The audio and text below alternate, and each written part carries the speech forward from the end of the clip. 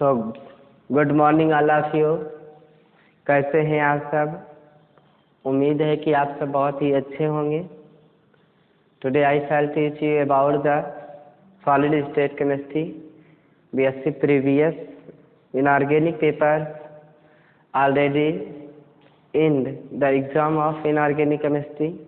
जैसा कि आप सभी जानते हैं कि BSc previous का इनऑर्गेनिक, ऑर्गेनिक, फिजिकल तीनों केमिस्ट्री का पेपर हो चुका है, लेकिन इसके बावजूद भी हम पढ़ा रहे हैं ताकि आप उसे रिवाइज कर ले। अगली कक्षाओं में किसी कंपटीशन में वो आएगा। पिछली कक्षा में मैंने आपको पढ़ाया हुआ था कि सॉलिड क्या होता है, किस तरह का होता है, किसका शेप क्या होता है, इसमें कितने लैटिस पॉइंट होते हैं, किसमें कितनी कॉर्नर होते हैं, इसमें कितने एज हुआ करते हैं और किस तरह से इनका नाम किया जाता है। SCC क्या होता है, सिंपल क्यूबिक क्रिस्टल। BCC क्या होता है, body centre cubic crystal. FCC क्या होता है, फेस सेंटर क्यूबिक क्रिस्टल। ये तमाम सारी चीज़ें मैंने एक्सप्लेन किया हुआ था।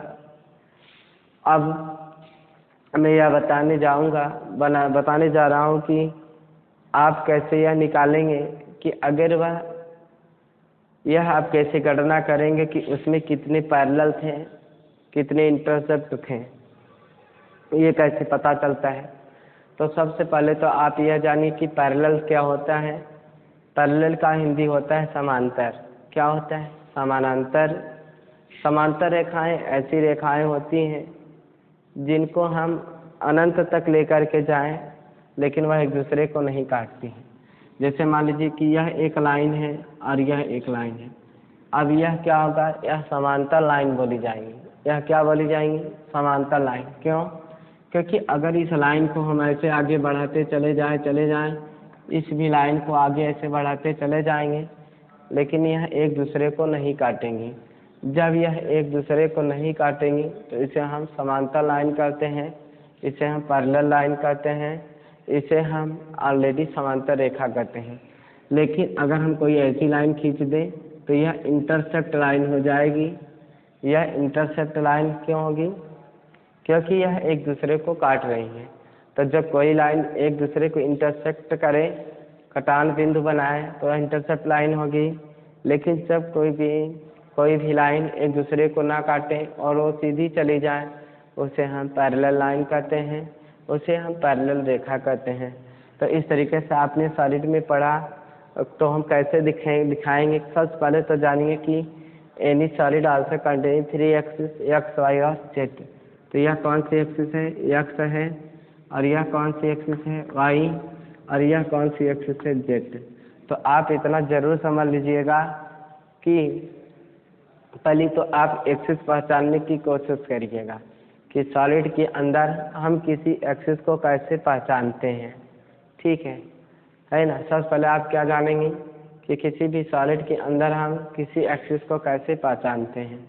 तो किसी भी सॉलिड के अंदर एक्सिस की जो पहचान होती है, उसको किसी भी कोने को आप x, किसी भी कोने, किसी भी भुजा को आप x मान लीजिए और किसी दूसरी भुजा को y मान लीजिए, किसी तीसरी भुजा को z। आप किसी को भी मान सकते हैं। एक्सरसाइज कर लीजिए। तो ऑलरेडी मैंने इसको क्या किया, x किया, इसको मैंने क्या किया, y, इसको मैंने क्या किया, z। तो इस आधार पे 3 एक्सिस हो गए, x, y और z। अब तीनों एक्सिस जैसे ही मैं एनालाइज कर लूँगा x, y, z, तो अब इसी आधार पे हम क्या करेंगे, आराम से बनाने की कोशिश करेंगे। तो अब देखिए कैसे बनता है। तो आपने क्या देखा कि इसको हमने क्या माना है, x मान लिया, और इसको हमने क्या मान लिया, y, और इसको हमने क्या मान लिया, z। तो तीनों मान लिए हमने। इधर हमने x मान लिया, इधर मैंने y, और इधर मैंने क्या मान लिया, z मान लिया। अब 3 एक्सिस हो गई, x, y और z। तो जैसे ही तीनों हमने मान लिया, अब हम करेंगे क्या कि इसमें यह करने की कोशिश करेंगे कि देखिए कैसे बनता है। ठीक है, कितने पैरेलल, कितने क्या। तो आप बारी बारी से ले लीजिए चतुर्भुज। पहले तो आप x का पैरेलल देखिए, parallel of x axis. X axis के कितने पैरेलल हैं? Parallel of x axis, x axis के कितने पैरेलल हैं इसको देख लीजिए। तो आप इसको देखेंगे कि पैरेलल एक्स एक्सिस कितना होगा।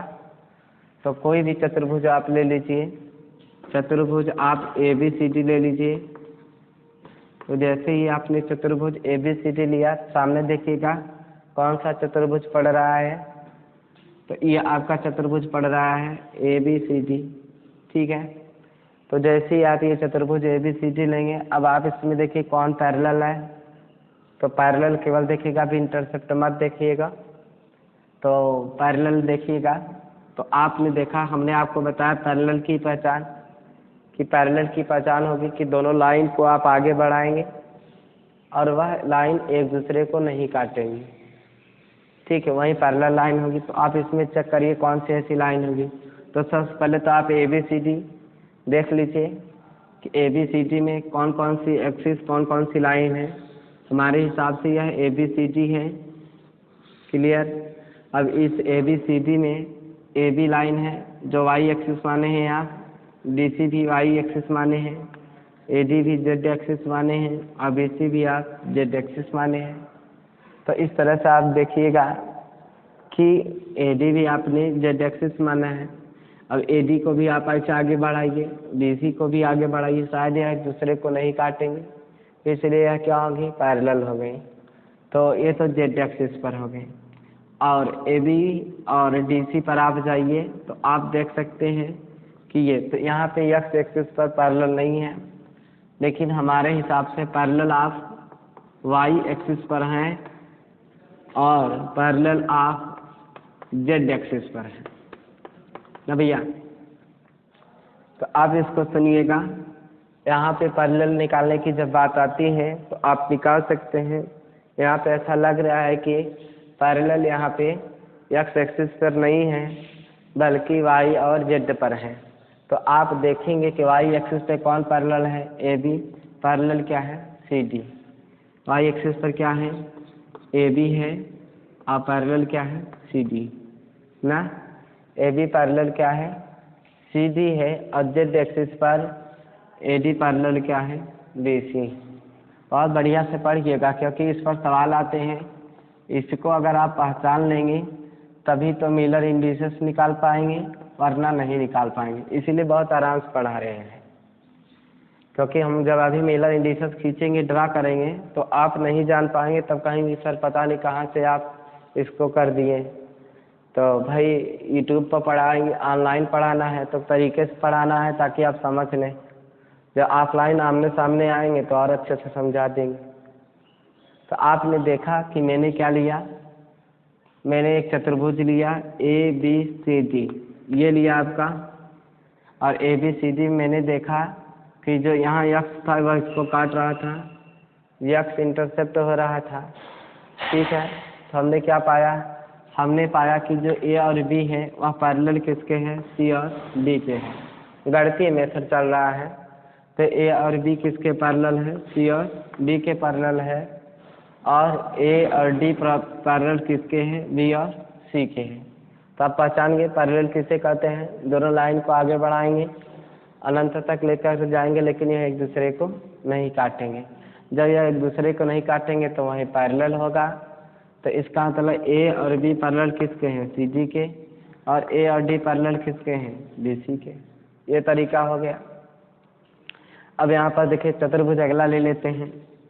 तो चतुर्भुज जब हम अगला ले लेंगे तो यहाँ पे चतुर्भुज अगला ले लेते हैं ई एफ जी एच। जो सामने और पीछे हैं वही वही पहले ले लेते हैं।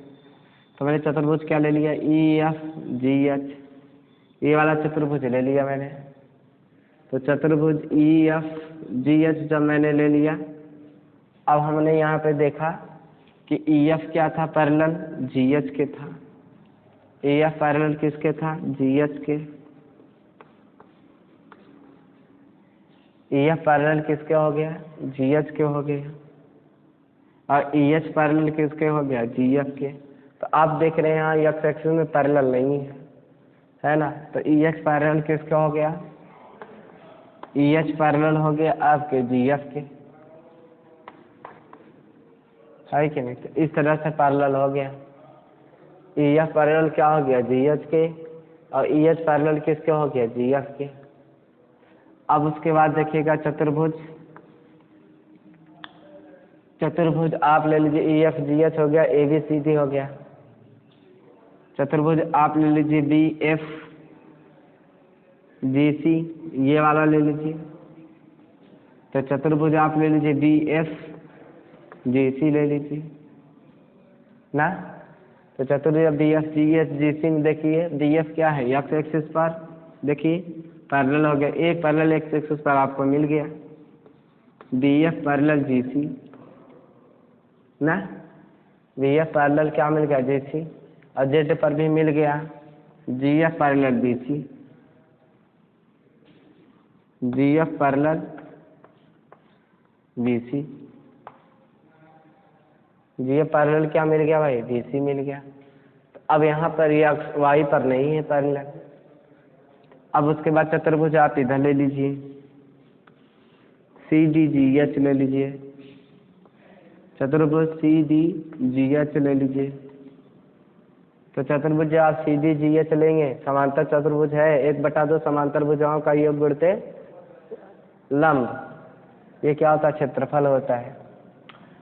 तो CDGH आप जब देखेंगे तो CD किसके हैं, DH के क्या है, समांतर है x एक्सिस पर। तो CD समांतर क्या हो गया, CD नहीं भाई DH, आपने CDGH ना DH करिए या HT कर दीजिए। पैरेलल किसके हो गया, CG के x एक्सिस पर, और DC पैरेलल किसके हो गए, HG के y एक्सिस पर। DC को बढ़िया से लिखिए, DC पैरेलल क्या हो गई, HG के किसके एक्सिस पर, y एक्सिस पर।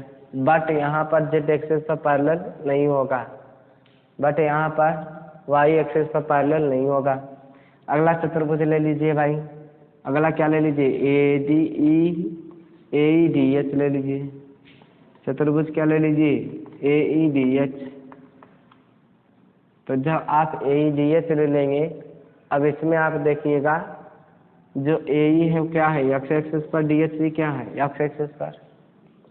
आप यहाँ पर AE पैरेलल DH कर सकते हैं, AE पैरेलल क्या कर सकते हैं, DH, और EH पैरेलल क्या कर सकते हैं, AD। EH पैरेलल क्या कर सकते हैं, AD। EH पैरेलल क्या कर सकते हैं, AD कर सकते हैं। अगला ले लीजिए अंतिम, अब EF AB। तो चतुर्भुज ले लीजिए आप EF AB। तो EF AB में आप देखेंगे कि AE जो पैरेलल है वो आपका BF की बराबर है, और y एक्सिस पर AB जो है वह EF के है। AB पैरेलल क्या है, EF के ना, देख सकते हैं आप। AE जो है वह BF के पैरेलल है, और फिर AB पैरेलल किसके है, EF के। तो इस तरह से आपने देखा कि हम पैरेलल निकाल लेते हैं और इंटरसेप्ट निकाल लेते हैं। क्लियर हो गया, क्या निकाल लेते हैं, पैरेलल निकाल लेते हैं और इंटरसेप्ट निकाल लेते हैं।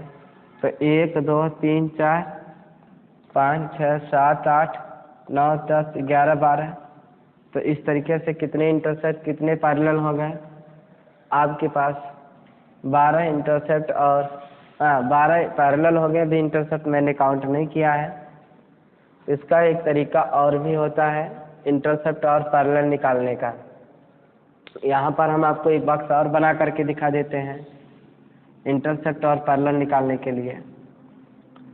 तो आप यहाँ पे पैरेलल कर दीजिए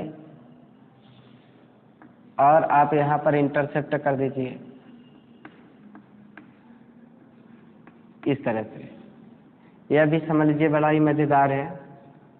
तो इधर आप पैरेलल कर दीजिए, इधर इंटरसेप्ट, यहाँ पे x कर दीजिए, यहाँ y और यहाँ z। इसमें भी आप x कर दीजिए, यहाँ भी y और यहाँ भी क्या कर देते जेड। ठीक है, इधर वाला समझिए तो बढ़िया सा आ जाएगा X Y Z X Y Z. ठीक है, एक बार भी मैं डिटेल आपको समझा दूंगा अच्छे से, ऐसी बात नहीं है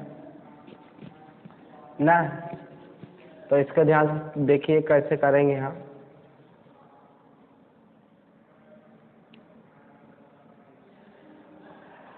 एक्स वाई जेड तो मैंने कर दिया। अब देखिए, जब आप चतुर्भुज ए बी सी डी लिए थे, क्या लिए थे, ए बी सी डी, तो ए बी सी डी में वाई और जेड एक दूसरे के क्या थे, पैरेलल थे। तो इस चीज को ध्यान दीजिएगा कि चतुर्भुज ए बी सी डी, थोड़ा सा सिस्टम देख लेते हैं कि यहाँ तक आता है कि नहीं किनारे तक। बस इतना ही आता है, चलिए कोई बात नहीं।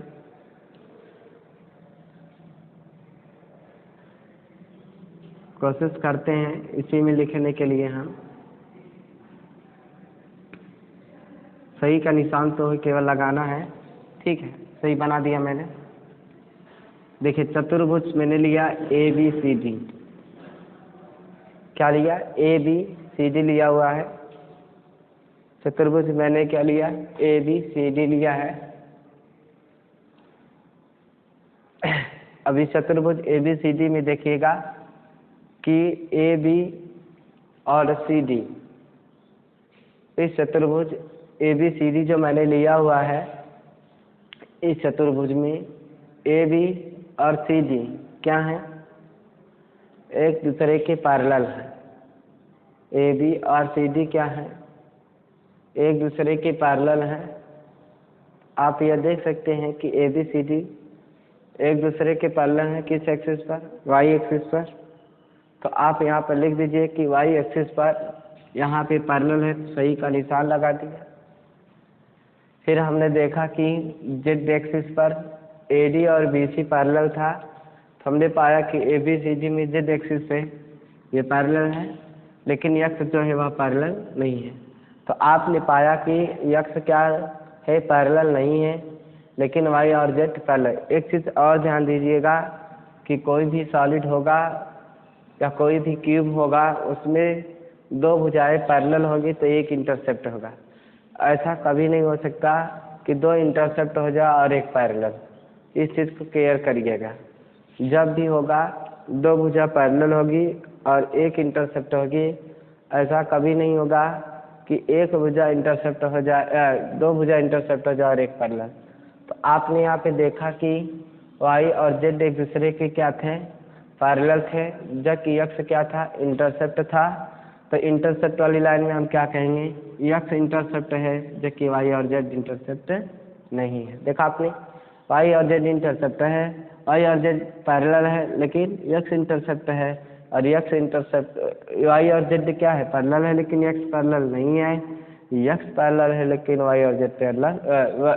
फिर से ध्यान सुनिएगा, वाई और जेड पैरेलल है, यक्स नहीं है, और जबकि यक्स इंटरसेप्ट है, वाई और जेड इंटरसेप्ट नहीं है। ऐसे बनाया जाता है कॉलम। क्लियर गया। अगला ले लीजिएगा चतुर्भुज ई एफ जी एच। क्या ले लीजिए आप, ई एफ जी एच। जब आप चतुर्भुज ई एफ जी एच लेते हैं तो आप इसमें भी देख सकते हैं कि जो ई एफ है ऑलरेडी इसमें एक्स एक्सिस पर कोई पैरेलल नहीं है, जबकि ई एफ के केस में आप यहाँ पर देख सकते हैं कि ई एफ पैरेलल जी एच है और ई एच पैरेलल जी एफ, लेकिन एक जेड पर है और एक वाई पर है। तो ई एफ जी एच में यह पता चल रहा है कि वाई और जेड पैरेलल है, लेकिन एक्स पैरेलल नहीं है। तो फिर एक्स क्या है, इंटरसेप्ट है, और वाई और जेड इंटरसेप्ट नहीं है। देखा आपने, इस तरह से हो गया। अगला हम ले लेते हैं बी एफ जी सी। क्या ले लिया मैंने, बी एफ और जी सी लिया। तो बी एफ और जी सी में भी आप यह देख सकते हैं कि बी एफ जो पैरेलल है वह जी सी के है, लेकिन किस एक्सिस पर है, एक्स एक्सिस पर है। बी एफ जी सी में आप देख सकते हैं कि बी एफ पैरेलल जी सी है, वह किस एक्सिस पर है, एक्स एक्सिस पर है। उसके बाद वाई पे कोई नहीं है, जेड पर है। जेड पर क्या है, जो जीएफ है वह पैरेलल जीसी के है। जीएफ पैरेलल किसके है, जीसी के है। तो बीएफ जीसी में एक्स और जेड पैरेलल है ना, किस चतुर्भुज में, यानी चतुर्भुज बीएफ जीसी। जो चतुर्भुज है बीएफ जीसी, चतुर्भुज बीएफ जीसी में ऑलरेडी एक्स पैरेलल है और जेड है, वाई पैरेलल नहीं है। तो जब वाई पैरेलल नहीं है तो वाई क्या रहा होगा, इंटरसेप्ट, और एक्स और जेड क्या रहेंगे, इंटरसेप्ट नहीं हो सकते। देखिए किस तरह से बना रहा हूँ। अगला देखिएगा, अगले वाले पर है चतुर्भुज सी डी जी एच। क्या है, चतुर्भुज सी डी जी एच। अब चतुर्भुज जब सी डी जी एच की बात करेंगे तो उसमें एक्सिस एक्स पर पैरेलल एच डी है और सी जी है, जबकि वाई पर भी पैरेलल है। लेकिन देखिएगा सी डी जी एच की बात है तो D C parallel H D, Y और एक्स पर पैरेलल है, लेकिन यहाँ पर जेड पे कोई पैरेलल नहीं है। तो इसका मतलब यहाँ एक्स और वाई पैरेलल हैं। यहाँ पे क्या है, एक्स और वाई पैरेलल है, किसमें, चतुर्भुज सी डी जी एच।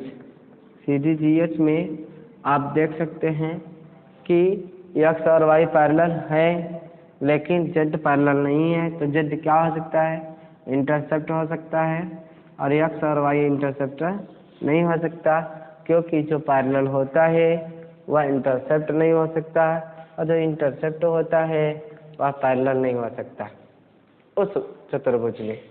अगला चतुर्भुज है ए ई डी एच। अगला चतुर्भुज क्या है, ए ई डी एच। तो ए ई डी एच आप देखिए, जो ए ई है पैरेलल किसके है, डी एच के है।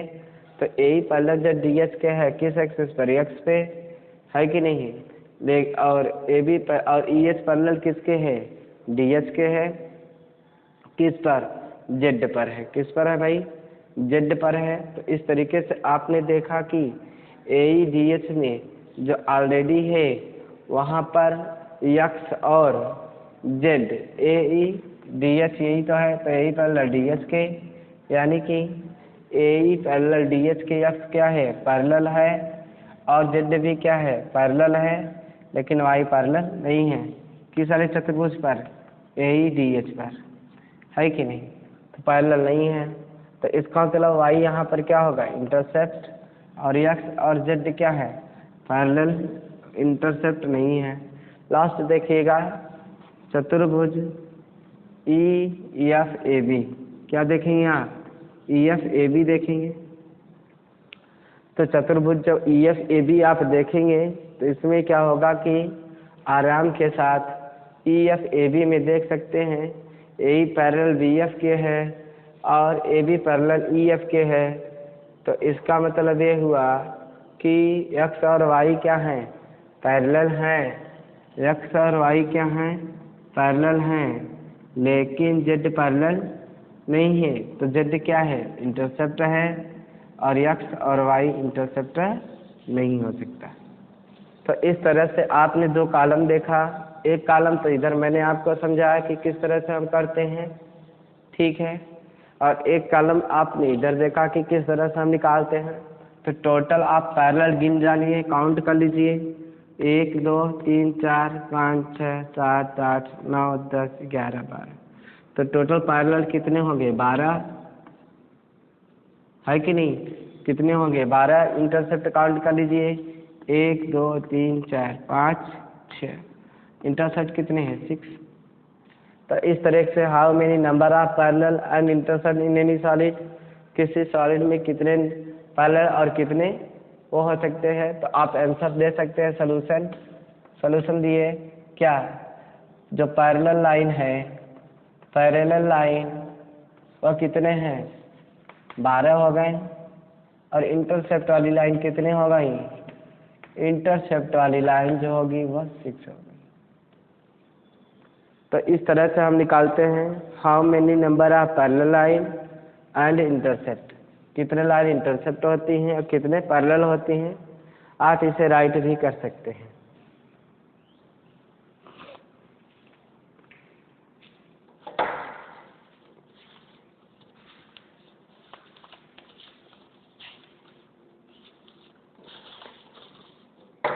नंबर ऑफ पार्टिकल में कंट्रीब्यूशन पढ़ाएंगे सवाल।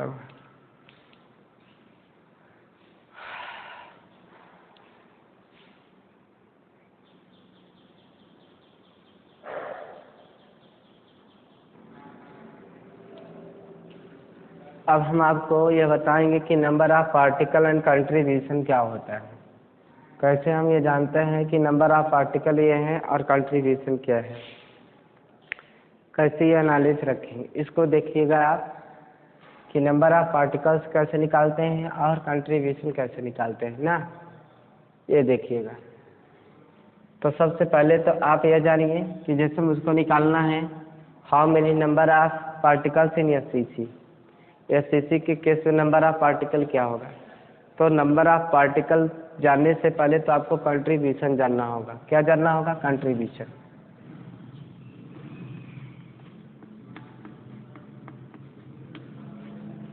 कंट्रीब्यूशन का मतलब क्या होता है, इस पर ध्यान सुनिएगा। जो कंट्रीब्यूशन होता है उसमें यह चेक किया जाता है कि वह पार्टिकल एक दूसरे पार्टिकल को कितना ऑक्युपाई किया हुआ है, यानी वह पार्टिकल एक दूसरे को कितना कंटेन किया हुआ है। उसमें यह देखना होता है कि हाउ मेनी पार्ट, कितना भाग उसका कंटेन किया हुआ है, कितना पार्ट उसका लिया हुआ है।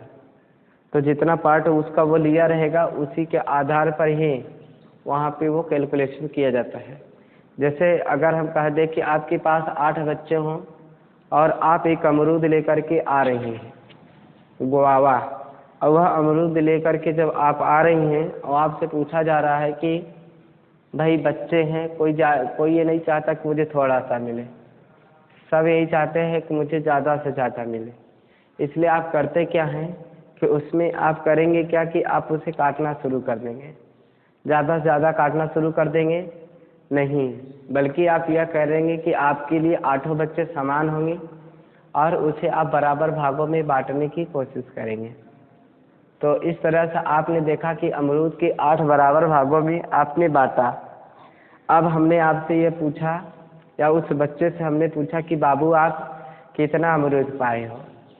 तो उसने कहा कि देखिए हम इतने फाकी पाए हैं, यानी कि वह बच्चा जो था एक अमरूद का 8वां भाग पाया था, 1/8। उसी तरीके से आपने पढ़ा कि जो सॉलिड होता है, इधर से समझ लीजिएगा यहाँ से, तो जो सॉलिड होता है वह किस शेप में होता है? क्यूब के शेप में होता है।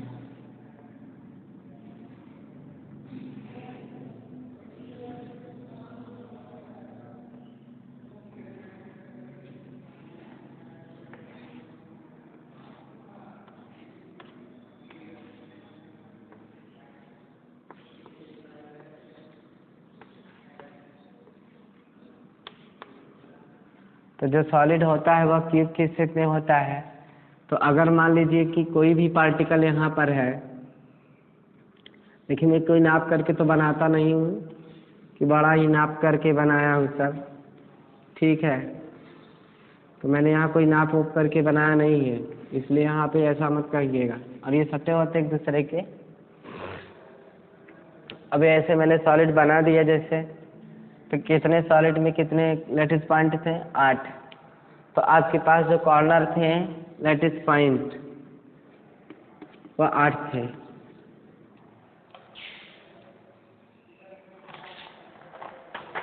चाकू समाप्त हुई है। लैटिस पॉइंट कितने हैं? 8 हैं। इस चीज़ को ध्यान दीजिएगा। तो 8 लैटिस पॉइंट हैं और हर एक लैटिस पॉइंट से यह पूछा जाए, यही तो लैटिस पॉइंट है ये।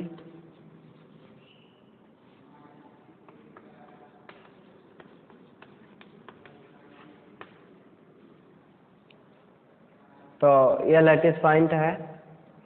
हर एक लैटिस पॉइंट से यह पूछा जाए कि बताइए नंबर ऑफ पार्टिकल क्या होंगे। क्या पूछा जाए? बताइए नंबर ऑफ पार्टिकल क्या होंगे। तो आप करेंगे क्या कि कहेंगे भाई लैटिस पॉइंट पर 8 पार्टिकल हैं, तो 8 कॉर्नर है तो 8 पार्टिकल है। तो हमने पूछा कि हर एक का कितना रोल है। तो जब हर एक का कितना रोल है, यानी लैटिस पॉइंट कंट्रीब्यूशन क्या है? लैटिस पॉइंट कंट्रीब्यूशन क्या होगा? तो लैटिस पॉइंट कंट्रीब्यूशन 1/8 हो जाएगा, है कि नहीं? लैटिस पॉइंट कंट्रीब्यूशन क्या हो जाएगा? 1/8 हो जाएगा। तो इस तरीके से कुल मिलाकर लैटिस पॉइंट कितने 8 है, और लैटिस पॉइंट कंट्रीब्यूशन क्या हो जाएगा? 1/8। इस चीज़ को केयर करिएगा। तो इस तरह से लैटिस पॉइंट होता है और उसका कंट्रीब्यूशन 1/8 होता है। ठीक है, तो ये रहा। उसके बाद अगर पूरे बॉडी के सेंटर की बात करें, किसकी बात करें? पूरे बॉडी के सेंटर की बात करें तो पूरे बॉडी में कितने सेंटर होते हैं? एक। पूरे बॉडी में कितने सेंटर बनेंगे? एक बनेगा। तो बॉडी सेंटर कंट्रीब्यूशन 1 होगा। तो body centre contribution 1 contribution, body centre contribution क्या हो जाएगा? 1। बॉडी के सेंटर का कंट्रीब्यूशन क्या हो जाएगा? 1 हो जाएगा, क्योंकि एक पार्टिकल ऐसा होगा जो बॉडी के सेंटर में होगा और वह सबको पकड़ा रहेगा। फिर उसके बाद आते हैं फेस सेंटर। फेस कितने होते हैं बाबू? 6, आपने पढ़ा ना? तो 6 होते हैं। और फेस सेंटर कंट्रीब्यूशन क्या होता है? फेस सेंटर कंट्रीब्यूशन क्या होता है? 1/2 होता है। क्या होता है? 1/2, आधा होता है। तो फेस पर जो होता है, यहाँ पर जो रहेगा, जो फेस पर रहेगा इस तरह से 1/2 रहेगा। तो फेस सेंटर कंट्रीब्यूशन क्या होता है? 1/2 होता है। बॉडी का सेंटर कंट्रीब्यूशन 1 होता है, पूरा पकड़ा रहता है। फेस सेंटर पे जो रहता है 1/2 रहता है। एज सेंटर कंट्रीब्यूशन क्या होता है? 1/4। याद करने वाली चीज़ें हैं, क्योंकि ये एग्जाम में भी बहुत तेज पूछते हैं। एज सेंटर कंट्रीब्यूशन क्या होता है? 1/4।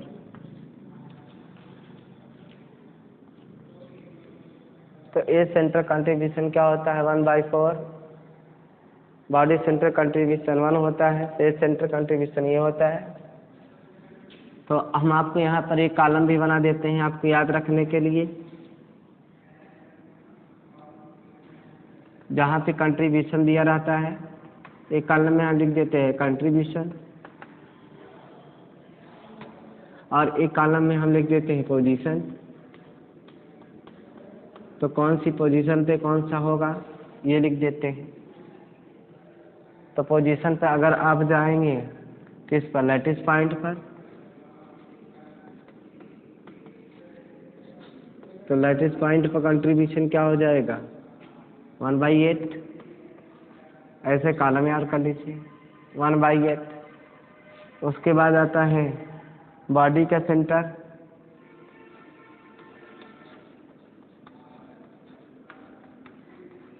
बॉडी का सेंटर कंट्रीब्यूशन क्या होता है? 1।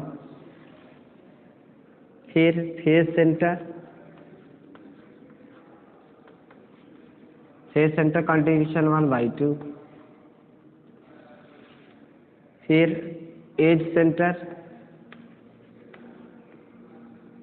एज सेंटर, एज सेंटर का कंट्रीब्यूशन 1/4। तो इस तरह से lattice point contribution 1/4, body centre contribution 1, face centre 1/2 और एज सेंटर 1/4। तो आपने देखा किस तरह से हमने आपको बताया कि कंट्रीब्यूशन कैसे होता है। तो यदि आप कंट्रीब्यूशन नहीं जान पाएंगे तो पक्का है कि आपको ऑलरेडी वो नहीं पता चल पाएगा। जब आप कंट्रीब्यूशन नहीं निकाल पाएंगे तो ऑलरेडी आप नंबर ऑफ पार्टिकल नहीं निकाल पाएंगे। जब आप कंट्रीब्यूशन नहीं निकाल पाएंगे तो नंबर ऑफ पार्टिकल नहीं निकाल पाएंगे। इसलिए इस कॉलम को जरूर पढ़िएगा, कंट्रीब्यूशन कैसे निकाला जाता है और नंबर ऑफ पार्टिकल कैसे निकाले जाते हैं। राइट कर लीजिएगा, अच्छे से राइट कर लीजिए।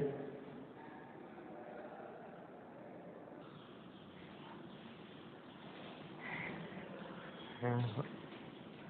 अब इसके बाद आप देखिएगा number of particle. The number of particle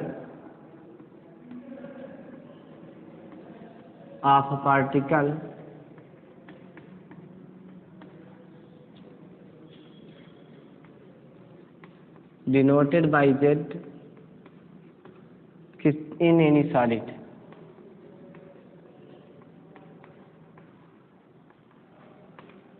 कोई भी सॉलिड होता है उसमें जो नंबर ऑफ पार्टिकल होते हैं उसे हम Z से प्रदर्शित करते हैं। The number of particle in any solid denoted by Z से डिनोट किया जाता है, रिप्रेजेंटेड बाय Z। देखिए कैसे निकालते हैं नंबर ऑफ पार्टिकल। जैसे कह दिए SCC का केस है, यानी सिंपल क्यूबिक क्रिस्टल है। क्या है?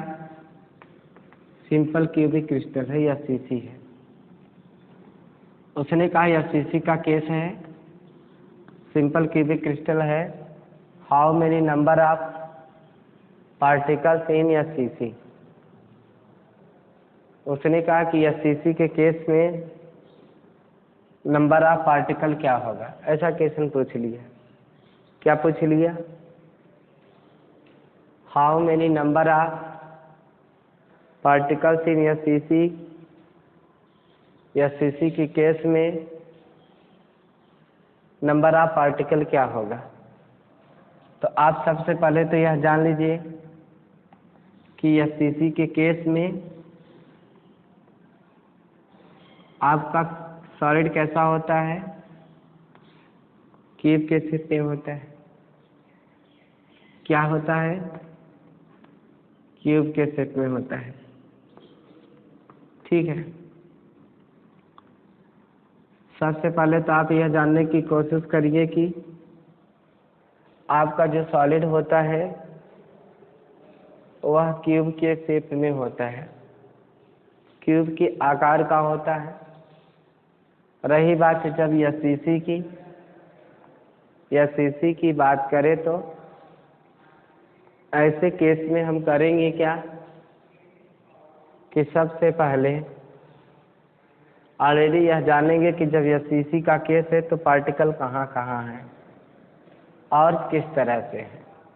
तो आपको याद रहना चाहिए, मैंने नोट करके एक शब्द लिखवाया था और उस नोट में यह लिखवाया था कि आपका केवल लैटिस पॉइंट पर वनली। कहाँ?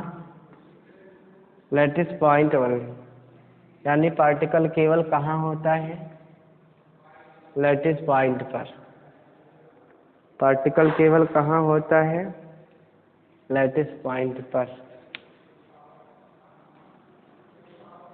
पार्टिकल केवल कहाँ होता है? लैटिस पॉइंट पर। तो जब पार्टिकल केवल लैटिस पॉइंट पर रहता है तो वहाँ पर SCC बनता है। SCC के केस में जो पार्टिकल होता है वो केवल कहाँ होता है? लैटिस पॉइंट पर। तो इस केस को आप थोड़ा सा देखिएगा कि जब लैटिस पॉइंट पर केवल पार्टिकल रहेगा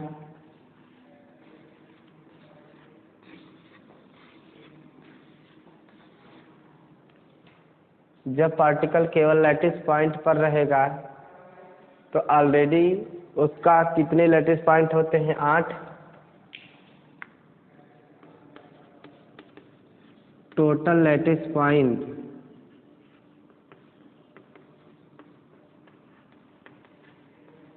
बराबर 8। टोटल लैटिस पॉइंट कितने हो गए? 8 हो गए। कॉर्नर 8 हो गए। लैटिस पॉइंट कंट्रीब्यूशन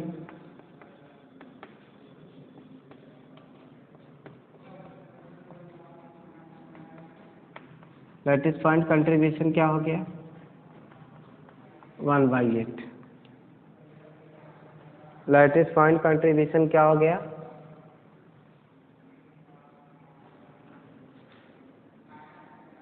1/8 हो गया ना। लैटिस पॉइंट कंट्रीब्यूशन क्या हो गया? 1/8। क्लियर? 8 ये हो गया, 1/8 ये हो गया। अब F होना क्या है, Z। तो Z इन FCC, तो 8 कितने लोग थे, 8, हर एक लोगों को कंट्रीब्यूशन किया था 1/8। 8 से 8 कट गया तो क्या हो गया, 1।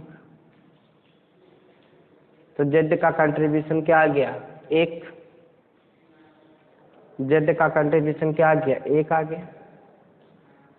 तो इस तरह से हम क्या निकाल लेते हैं कि किसी भी पार्टिकल का, किसी भी सॉलिड का नंबर ऑफ पार्टिकल वह डिपेंड करता है कि उसकी पोजीशन पे किस तरह से पार्टिकल अरेंजमेंट है, कहाँ कहाँ पे वह किस टाइप का सॉलिड बना रहा है, इसके ऊपर डिपेंड करता है। तो सॉलिड जो टाइप होगा वह ऑलरेडी टाइप जो होगा वह कितने टाइप से का बना ले रहा है उसके ऊपर डिपेंड करेगा। वो जितने टाइप का बना लेता है उसी तरह से ही उसमें उसका already particle, number of particle निकाला जाता है।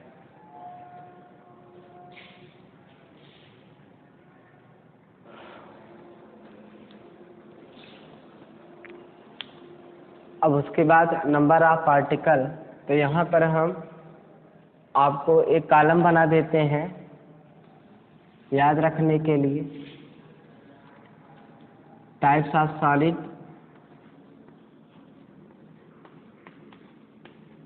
सॉलिड कितने टाइप का है, और यहाँ बना देते हैं नंबर ऑफ पार्टिकल।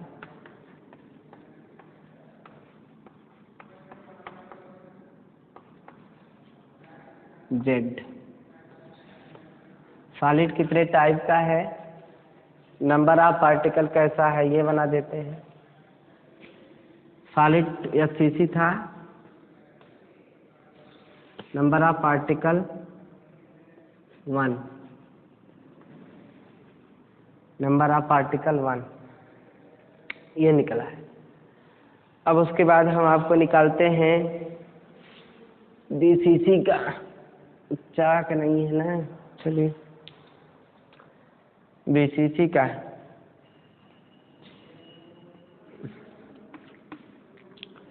तो BCC का पूरा नाम क्या होता है, बॉडी सेंटर क्यूबिक क्रिस्टल।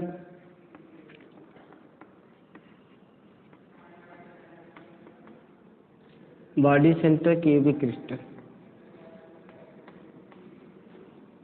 यह BCC का पूरा नाम है। तो BCC का पूरा नाम क्या है, बॉडी सेंटर क्यूबिक क्रिस्टल, यह BCC का पूरा नाम है ना। तो जब यह BCC का पूरा नाम है बॉडी सेंटर क्यूबिक क्रिस्टल, तो इसमें हम निकालना क्या चाह रहे हैं, नंबर ऑफ पार्टिकल। कैसे निकालेंगे यह देखिएगा। सबसे पहले हम करेंगे क्या,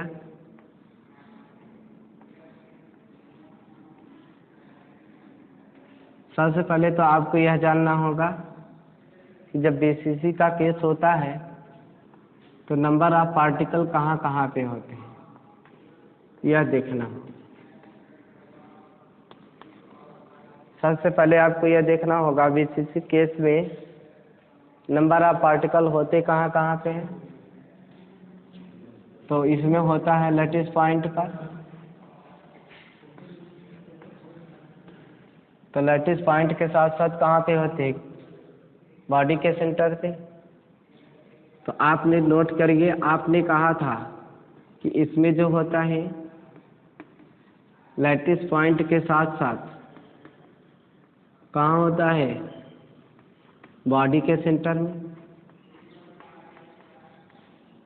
लैटिस पॉइंट के साथ साथ कहाँ पे होता है, बॉडी के सेंटर में।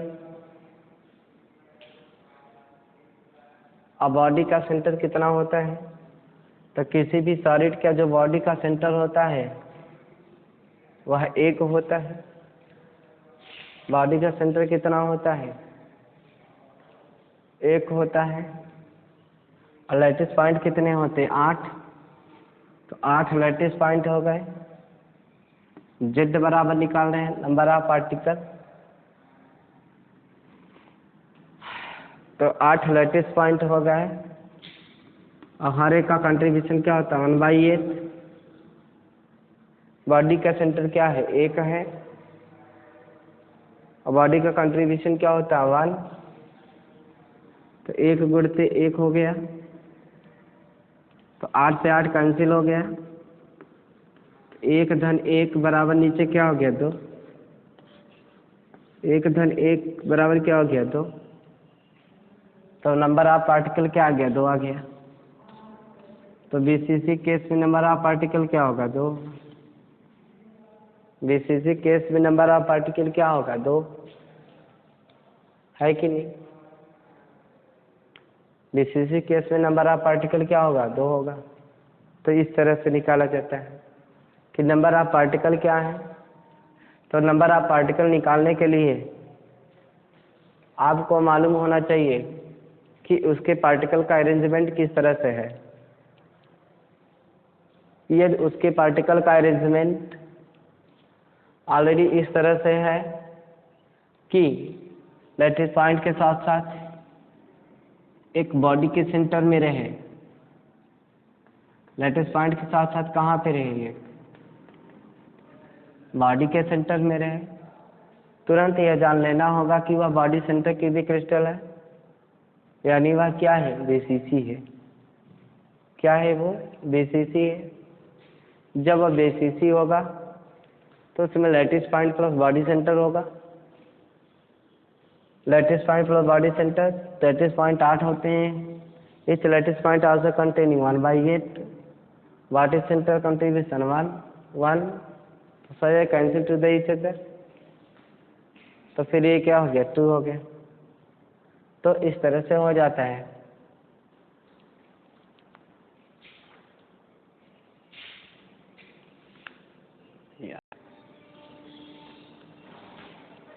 अब इसके बाद आप ये देखिएगा एफसीसी। तो पहले आप सबसे एफसीसी का पूरा नाम क्या होता है face centre cubic crystal.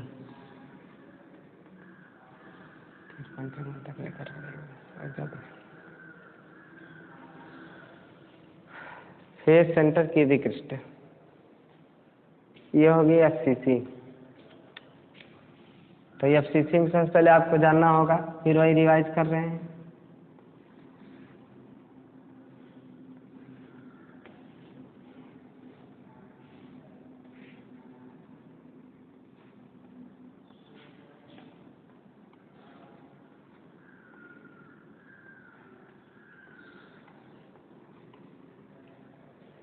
ABCDEFGH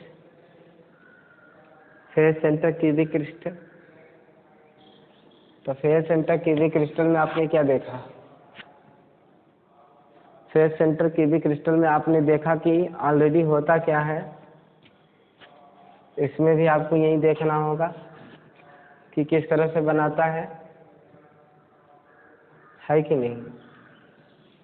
face centre cubic crystal में भी आपको यही देखना होगा कि यह किस तरह से, इसमें होता क्या है कार्नर के साथ साथ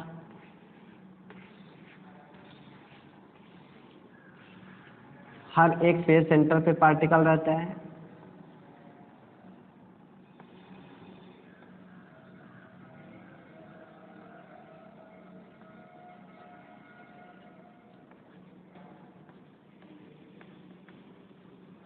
कार्नर के साथ साथ कहाँ रहता है हर एक फेस के सेंटर पे रहता है। तो आप यहाँ पर देख सकते हैं, आपको मैंने बताया अरेंजमेंट आपको याद रहना चाहिए। तो जेड पहली बात तो एफसीसी में क्या होगा, एफसीसी का जो केस होता है तो याद रहना चाहिए लैटिस पॉइंट के साथ साथ कहाँ रहेगा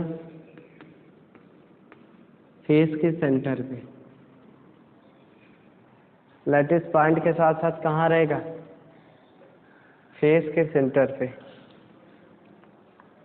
तो ऑलरेडी क्या होगा लैटिस पॉइंट कितने 8 हर का कंट्रीब्यूशन क्या होगा 1/8। फेस के सेंटर कितने हैं 6। हर का कंट्रीब्यूशन क्या होता है 1/2। तो 8 से 8 क्या हो गया कैंसिल, और 2 3 6 क्या हो गया 1 धन 3 बराबर क्या आ गया 4। तो इसमें कितने जेड आ गए भाई 4। तो एफसीसी के केस में जेड की संख्या क्या आती है 4 आती है। तो अगर किसी का भी जेड आपको निकालना होगा तो सबसे पहले आपको तो यही देखना होगा कि उसमें पार्टिकल का अरेंजमेंट किस तरह से है। अगर पार्टिकल का अरेंजमेंट अच्छी तरह से है तो इसका मतलब उस तरह से उसमें वो होगा। जैसे एफसीसी केस में कितने यहाँ पे 4 आ गए, तो आपको अरेंजमेंट जरूर मालूम रहना चाहिए।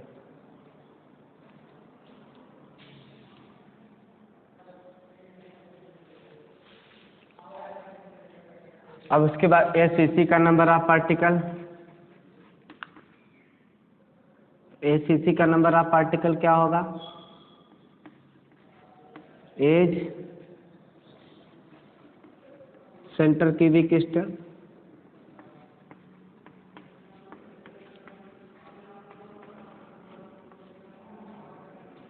तो इस तरह से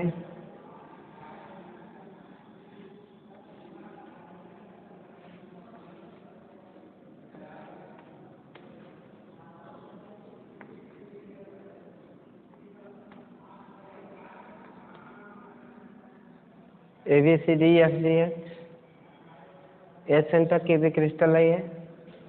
तो इसमें बॉडी के कॉर्नर के साथ साथ पार्टिकल कहाँ होंगे एज के सेंटर पे।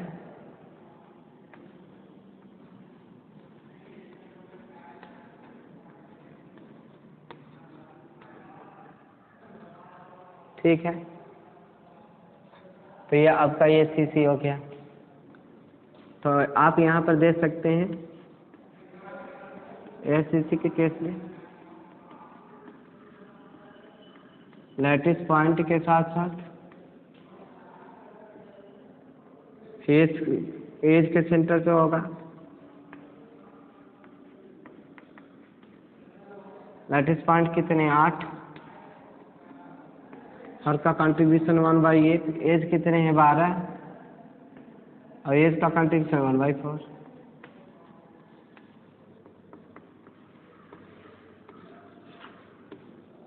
तो जेड बराबर क्या हो गया 4। एसीसी में कितने होंगे 4। तो इस तरीके से आपने ए सेंटर का नंबर ऑफ पार्टिकल निकाला और एस सेंटर फेस सेंटर का भी आपने निकाला।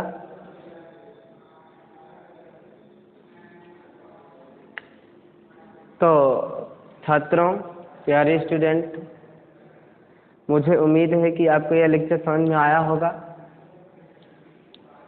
इस तरह से हमने आपको इस लेक्चर में नंबर ऑफ पार्टिकल या सीसी बीसीसी एफसीसी की खोज कैसे करते हैं ये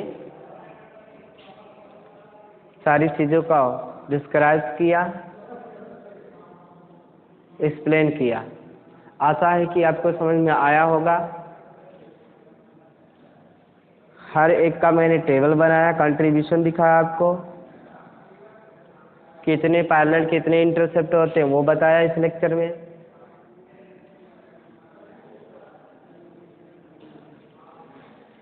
अब मैं आपको जो बताएंगे वो अगले लेक्चर में इस पर आधारित जो न्यूमेरिकल्स आते हैं उसको बताएंगे, और साथ ही साथ हम आपको मिलर इंडिसेस बताएंगे, नंबर ऑफ यूनिट सेल बताएंगे, सिमेट्री बताएंगे, क्रिस्टल डिफेक्ट बताएंगे। तो इस तरीके से बीएससी फर्स्ट ईयर की सॉलिड स्टेट खत्म हो जाएगा। तो हमें उम्मीद है कि अगली कक्षा में आप कुछ पढ़ लिख करके आएंगे, तो आप अच्छे से पढ़िए, हम लोगों का सहयोग आपके साथ में है। अच्छे से पढ़ने की कोशिश करिए, अच्छे से पढ़ा करिए, नोट्स बनाया करिए। पेपर भले ही हो चुका है, लेकिन जब आप कुछ पढ़े रहेंगे तभी किसी को कुछ ना कुछ पढ़ा सकते हैं। आप लॉकडाउन के नियमों का पालन करिए, अपने आप को बचाने की कोशिश करिए, सोशल डिस्टेंसिंग का पालन करिए। जान है तो जहान है। सारे नियमों को फॉलो करते हुए हम लोग आगे बढ़ेंगे, कोरोना को हराएंगे, ऐसा उम्मीद है। भारत जीतेगा, कोरोना हारेगा। बस इतना ही। Okay, thanks. जय हिंद, जय भारत।